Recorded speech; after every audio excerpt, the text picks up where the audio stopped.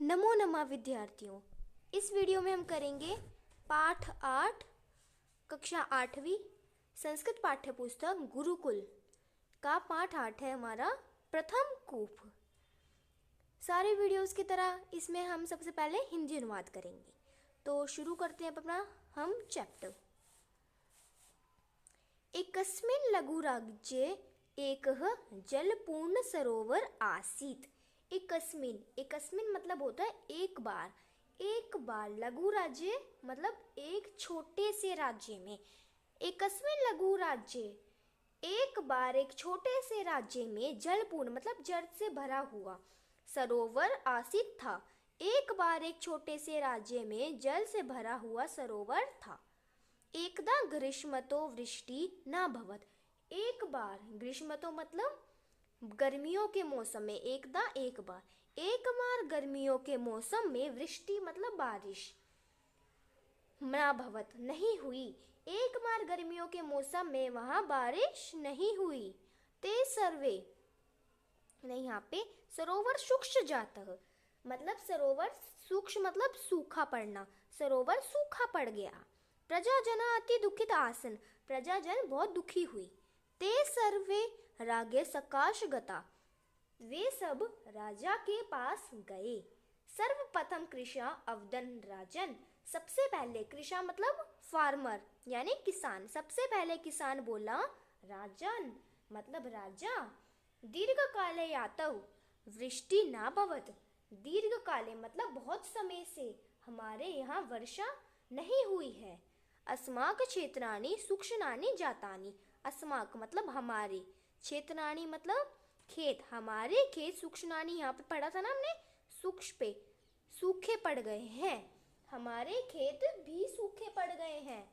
द्रिवा मतलब मछुआरा, अकथ्यन बोला मछुआरा बोला सर्वेषु मत्स्य न सन्ति, मछुआरा है वो मछलियों का ही काम करते इसलिए उसको मछलियों के बारे में पता है कि सरोवर में मछलियां भी नहीं है। सरोवरेषु मत्स्य न सन्ति, सरोवर में मत्स्य भी नहीं है मतलब मछली भी नहीं है। व्यम कथम आजीविका प्राप्स्याम, व्यम मतलब हम कैसे, इस प्रकार, व्यम कथम मतलब इस प्रकार हमें हमारी पेशा प्राप्त कैसे होगी। मतलब देखिए इसका मतलब है हमें इस प्रकार अपनी पेशा कैसे प्राप्त होगी। व्यम हमें इस प्रकार अपनी पेशा मतलब जरूरतें कैसे प्राप्त होगी जो हमें पानी से होती है। हे राजन, हे राजा, अस्मान रक्षतु हमारी रक्षा करो।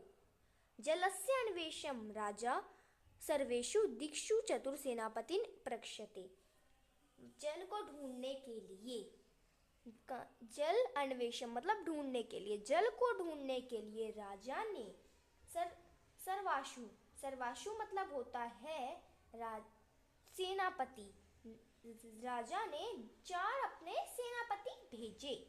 किस लिए भेजे थे ये आपसे क्वेश्चन पूछ सकते हैं, क्योंकि पानी को ढूंढने के लिए, ठीक है। ते सर्वत्र अन्वेषम किंतु व्यर्था, वे सब ढूंढने गए परंतु उनका ढूंढना व्यर्थ था क्योंकि उनको कुछ नहीं मिला। त्रय सेनापते रिक्त हस्ता प्रत्यागत, मतलब त्रय अपने हिंदी में वो पंगड़ी होगी ना संख्यावाची शब्द, आगे हमारा चैप्टर भी है 15 हम देखेंगे, ठीक है। त्रय मतलब 3, 1 2 3 4, ये काउंटिंग है संस्कृत की। 3 सेनापति रिक्त हस्ता प्रत्यागत मतलब 3 सेनापति वापस लौट आए, खाली हाथ लौट आए, ठीक है। किंतु उत्तर दिशा गत सेनापति राजन निराश न कर्तव्यम, मतलब किंतु परंतु, किंतु का मतलब होगा किंतु भी लिख सकते हैं आप हिंदी अनुवाद में या परंतु भी। परंतु उत्तर दिशा में गया हुआ सेनापति आया और बोला, किंतु उत्तर दिशा में गया हुआ सेनापति आया और बोला राजन निराश न कर्तव्य, हे राजन उदास मत हो। इति निश्चय अग्रे एकत्यम, आपका यह कर्तव्य नहीं है, ठीक है, आप मत हो, आपका ये कर्तव्य नहीं है। इति निश्चयेन अग्रे एव गतवान, मतलब ऐसा निश्चय करने आगे पाने के लिए कहा। मतलब कोई बात नहीं, हम इधर पानी नहीं मिला तो हम दूसरी जगह जाएंगे ढूंढने, ठीक है। अनंत तत्र से पर्वते शीत ग्रामेक प्राप्तवान। अनंत मतलब अंत में वे एक गांव के शीत पर्वत के पास पहुंच गया। शीत ग्रामेक मतलब शीत पर्वत के पास पहुंचा या फिर प्राप्त हुआ उसे, ठीक है। आगे है यदा से पर्वतस्य उपत्यकायाम उपविष्ट आसीत। मतलब उन्होंने देखा कि देखो यदा से पर्वतस्य उन्होंने देखा कि क्या देखा उन्होंने, उस पर्वत के ऊपर बहुत सी वर्षा होती है। उस पर्वत के ऊपर बहुत सी, उपविष्ट मतलब बहुत सी वर्षा होती है। तदा काचिद वृद्धा अगत्यस्य तस्य पार्श्वे उपविष्टा। उन्होंने जब ये देखा तो वो हैरान हो गए कि हमारे वहां पे तो कोई वर्षा ही नहीं हो रही है, और इधर देखो, इधर तो कितनी बारिश हो रही है। तो सेनापति ने उस देखा और कहा कि हम दर्शन दिए, ठीक है। आगे देखते हैं। क्षितिज शिक्त दर्शनम कथयति। मतलब सेनापति ने उसे दर्शन देने को क्या कहा, सेनापति ने उसको दर्शन करके कहा, उस पर्वत को दर्शन करके या फिर महिला को दर्शन करके कहा, अहम तस्मात् सुंदराज्यत अज्ञात यत्र संपूर्णे वर्षे वृष्टि नैव जाता कि त्वं जलम अन्वेष्टु मम सहाय करिष्यामि। सह महिला इदितेन सेनापति अनुसृष्टु सुचितवती तदेव एकस्या च पर्वत गुहा नृत्यवती। देखो कि उसने क्या कहा था कि हम सब इस सुंदर राज्य में आ गए हैं जहाँ जल की वर्षा होती है और कभी वर्षा नहीं जाती। मतलब होती रहती है, कॉन्टिन्यूअसली होती रहती है, कभी नहीं जाती वर्षा वहां से, ठीक है। और यह जल निश्चय ही हमारी सहायता करेगा, ठीक है।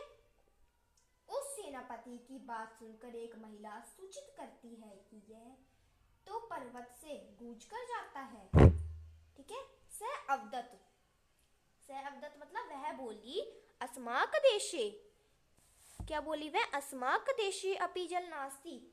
मतलब बोली यह तो हमारी देश में नहीं जा सकता, ठीक है। आगे देखते हैं। किंतु गुहाया हमिषको दृश्यन्ति अवदत अतः हिम अति। मतलब किंतु हम तो सिर्फ इस चोटी के दर्शन कर सकते हैं, हम घर तक कैसे ले जाएंगे। मतलब हम इसको यहीं से देख सकते हैं ना, इसकी चोटी को यहीं से देख सकते हैं हम, ये नहीं कि पर्वत उठा के अपन दूसरी जगह ले जाए। पर्वत तो नहीं उठा सकते, कृष्ण भगवान थे जिन्होंने पर्वत उठाया था ना। ते तव देश कदापि पिप्सात न स्थायी इति। सेनापति विशाल खंड अत्रोत सर्वत्रे अस्पत्या वगेंच गृह प्रति आगच्छत। इसलिए देश तो प्यासा ही रहेगा। मतलब अगर नहीं ले जा सकते तो वहां पे तो देश प्यासा ही रहेगा। सेनापति ने कहा कि हम एक विशाल टुकड़े अर्थात पर्वत के लंबे हिस्से को तोड़ दें तो यह पानी अपने आप, मतलब ये नहीं कि अपने आप चला जाएगा, अपने आप हमारे राज्य तक आ जाएगा। देखो क्योंकि वहां पे तो ये पर्वत ले नहीं जा सकते, तो उन्होंने कहा कि अगर हम, जैसे ये पर्वत है, इसके पूरे इतने हिस्से को हमने तोड़ दिया, लंबे हिस्से को, तो ये जब टूटेगा तो इसका पानी अपने आप आ जाएगा ना वहां। आगे देखते हैं अब हम। यथा सभा प्राप्त तथा विशुल हिमशंको दिव्य भू लघु के हिमखंड अतिवृष्टि आसीत। देखो यहाँ पर उपस्थित सभी लोगों ने बर्फ की विशाल चोटी को देखा और उन्होंने एक विशाल भाग को तोड़ दिया। सभाया कनापि कदापि हिम न दृष्टम अस्ति सर्वे आश्चर्यचकित तद हिमखंडन आपश्यन् तत् जल भीजस्नम अस्ति अति एक मंत्री हंसा अवदत। यहाँ पर उपस्थित सभी लोगों ने बर्फ की विशाल चोटी को देखा और उन्होंने एक विशाल भाग को तोड़ दिया। सभा में उपस्थित सभी लोगों ने कहा कि हमने ऐसा हिम कभी नहीं देखा। सभी आश्चर्य से बर्फ के टुकड़ों को देखकर बोले कि क्या इसमें हम अपने बीजों को बो सकते हैं। एक मंत्री अचानक से बोला कि कितना पानी आ गया था, वो सोच में पड़ गए, पहले नहीं था तो क्या करते, पानी कैसे पियेंगे, ये कैसे करेंगे। अब उनके पास आ गए तो वो सोच पड़ गए कितना पानी हम यूज़ कहाँ करेंगे, अच्छी चीज़ों में ही लगाएंगे पानी यूज़ को। राजा बीज जल बीजस्य शीघ्र वनात्रम अधिस्तिवान यदा कृशागर्तमख्यन तदा हेमखंडम अधिकम अदत्ते जष्टि तद बीज घृतते उषा काले राजा घृतनते कतोल घृते जलम अस्ति एवं प्रथम कूप रचती। राजा ने शीघ्र ही बीज बोने का आदेश दे दिया। फिर किसानों ने गड्ढा खोदा, फिर हिम के टुकड़े ज्यादा से ज्यादा उसमें पिघल गए। उन्होंने फटाफट बीज डालना शुरू कर दिया। सुबह के समय राजा गड्ढे के निकट जाकर देखा। वे बड़े ही आश्चर्य से गड्ढे के अंदर देखा, गड्ढे के में पानी भरा हुआ था एवं इस प्रकार पहला कुआं रचा गया, अर्थात निर्माण हुआ, मतलब पहला कुआं रचा गया। ठीक है, अब इसके हम सबसे वर्ड मीनिंग पढ़ लेते हैं। ग्रीष्म तो गर्मियों के मौसम में, वृष्टि बारिश, आगे है राज्य राजा के, शक्ष्मा समीप में, चेतनानी खेत, शुष्णानी सूखे, द्रिवा मछुआरे, मत्स्या मछलियां, सहसा अचानक, व्यपनार्थम बोने के लिए, मतलब पानी मतलब बीज जो बोते हैं ना बोने के लिए। ठीक है, मत्स्या मछलियां। ओके, अधिष्ठिवान आदेश दिया, अदृत्य पिघलाया गया कतूहल आश्चर्य से, उषा काले सुबह का समय, घृतस्य गड्ढे के अंदर के हिस्से में किसका अंत भागे, अन्वेषण खोजने के लिए, प्रत्यागत वापस लौट आए। ठीक है, आगे देखते हैं अब हम अभ्यास कार्यक्रम। एक पदेन उत्तर है। पहला है सरोवर की दर्श जात शुक्ष, दूसरा रागे सकाश की अगत्या प्रजा जना सरोवरे केना संति मत्स्या, सरोवर में क्या नहीं था, मत्स्या नहीं थी, मतलब मछलियां नहीं थी। सेनापति किम अत्रोत विशाल हिम खंडम घृते किम आस्ति जलम। आगे देखते हैं पूर्ण वाक्य उत्तरत।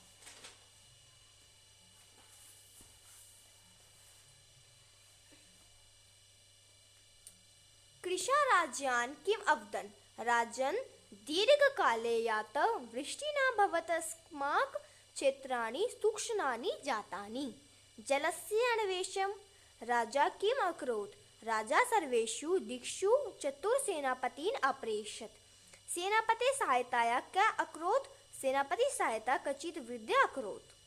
कृषका किम अक्रुवन, कृषका घृतम अन्नखन जतिति तद बीज घृते अस्त, उषा काले राजा कुत्र गच्छत, उषा काले राजा घृत निकटे आगच्छत।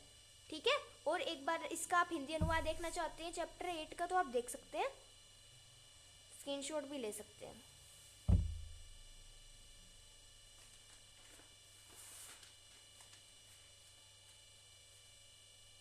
तो हम आगे देख लेते हैं, रिक्त स्थान की पूर्ति करनी है यानी प्रश्न निर्माण करना है। रिक्त स्थान, चेतनानी सूक्ष्मानि जातने की दर्शनी, कुत्र कश्मीर में से कोई भी आ सकता है, कस्य बीजस्य का, कूप कह, सरोवर डैश न संति मत्स्या, अस्माक देश डैश न संति जल, सभाया किनापि कदापि डैश न दृष्टम हिम, घृते डैश आस्ति जलम।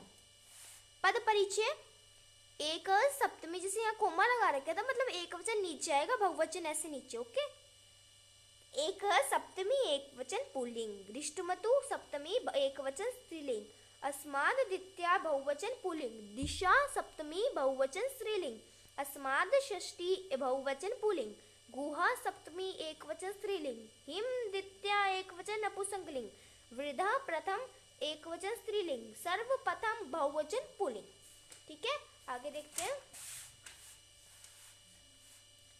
इसमें भी अस लट प्रथम एक वचन, भू लड प्रथम एक वचन, वर्ड लड प्रथम एक वचन, रक्ष लोट प्रथम एक वचन, प्र प्लस आप लट प्रथम बहुवचन, क्री लट उत्तम एक वचन, घम लड मध्यम एक वचन, दृश्य लड़ मध्यम एक वचन।